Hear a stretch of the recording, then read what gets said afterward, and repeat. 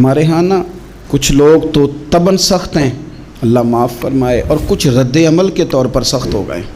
کچھ باتیں دلوں میں بیٹھ گئی ہیں جنہوں نے طبیعتوں کو سخت کر دیا ہے۔ کبھی کہیں آپ بہو سے کہ چلو بوڑھی ساس سے اگر کبھی کو بات سخت نکل گئی ہے تو معاف کر دے، وہ تیار نہیں ہوتی، وہ کہتی ہے تمہیں پتہ نہیں میرے ساتھ کیا کچھ ہوا۔ کبھی ساس سے کہا جائے نا چلو بھول گئی تھی بچی تو آپ درگزر کر دیں، تو کہتے ہیں تمہیں پتہ نہیں میرے اندر سختی کتنی آ گئی ہے، دکھ کتنے بیٹھ گئے۔ ہم نا طبیعتوں میں سختی کر بیٹھے، ہمارے دل دھڑکتے ضرور ہیں لیکن صرف اپنے بچوں کے لیے، ہمارے سینوں میں درد اٹھتا ضرور ہے لیکن صرف اپنوں کے لیے۔ ہم نے نا 2 4 5 6 باتیں جمع کر کے ان پر پورا ذہن بنا کے سخت ہو گئے ہیں، طبیعتیں سخت ہیں، دل سخت ہیں۔ میرے نبی پاک صلی اللہ تعالی علیہ وسلم نے فرمایا، یہ حدیث مسلم شریف میں موجود ہے، فرمایا جنت میں وہ لوگ داخل کیے جائیں گے جن کے دل چڑیوں کی طرح نرم ہیں۔ نرم دل کے لوگ، معاف کر دینے والے، جلدی مان جانے والے۔ ایک صاحب تھے، اپنے بھائی سے ناراض ہو گئے اور انہوں نے رشتے سے انکار کر دیا، پہلے ان کے بیٹے کی وہیں پہ نسبت تھی، انکار کر دیا۔ تو کئی لوگوں نے ان سے کہا، میں نے بھی کہا، تو وہ کہنے لگے پیر صاحب عزت بڑی کرتا ہوں آپ کی لیکن میں مرد ہوں، ایک دفعہ نہ کر دوں تو پھر ہاں نہیں کیا کرتا۔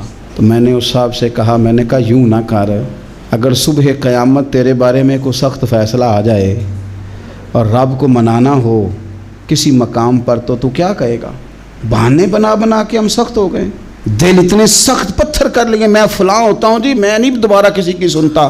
اور خدا کے بندو، میرے نبی پاک علیہ السلام نے فرمایا مومن تو اس طرح ہوتا ہے جس طرح اونٹ کے ناک میں نکیل ہوتی ہے، بٹھا دو تو بیٹھ گیا، اٹھ جاؤ تو اٹھ گیا۔ اور حضور نے فرمایا وہ لوگ جو بہت بد اخلاق ہیں، جھگڑالو ہیں، فسادی ہیں، سخت دل ہیں، وہ لوگ جنت میں نہیں جائیں گے۔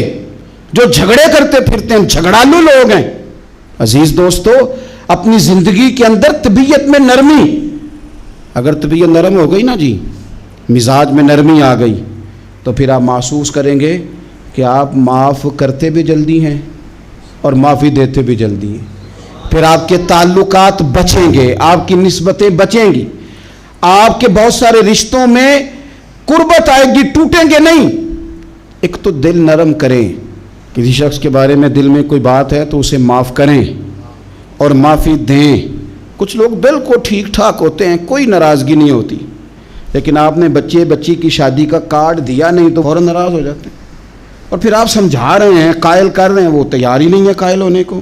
سنو، اور اس حدیث کو یاد رکھنا، نبی پاک صلی اللہ تعالیٰ علیہ وسلم نے فرمایا جس کے پاس اس کا بھائی عذر لایا، بھائی معافی مانگنے آیا اور پھر اس نے معاف نہ کیا، اللہ کے حبیب فرماتے میرے حوض کوثر پہ نہ آئے۔ تو سخت ہو کے بیٹھ گیا ہے، تو کہتا ہے میرے سے پہلے سنے، میں آپ کو بتاؤں اس نے میرے ساتھ کیا کیا، اور ٹھہر جا۔ اگر حساب کتاب کے بعد معافی والا اصول رکھ لیا جائے کہ پہلے حساب کتاب ہوگا، غلطیوں کا مداوع ہوگا، پھر معافی ہوگی، تو یہی حساب اگر رب کریم بندوں کے ساتھ کرے تو پھر میں اور آپ کدھر جائیں گے؟ تو اس سادی بات پہ آ جاؤ نا، تو 2 جملوں میں حضور نے سمجھائی ہے، فرمایا تم رب کے بندوں کو معاف کر دو، اللہ تمہیں معاف کر دے گا۔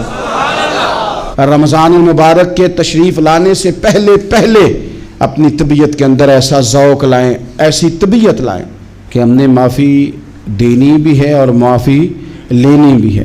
بعض اوقات ہم رسم ادا کرتے ہیں شب برات سے پہلے، یہ سوشل میڈیا پہ چل گیا، فلانے کو فلان کہہ دیا، اگر کوئی کبھی ہوئی نا تو معاف، ایسے تو نہیں نا معافیاں ہوتی۔ ہمیں پتہ ہوتا ہے ہم سے کون ناراض ہے، ہمیں خبر ہوتی ہے ہم نے کس کو تکلیف دی، ہمیں پتہ ہوتا ہے کس نے ہمارے لہجوں سے پریشانی پائی ہے، کون ہے جو ہماری وجہ سے اذیت کا شکار ہے، تو اس سے جا کے معافی مانگے، تو یہ چیزیں معافی کا سبب بن جائیں گی۔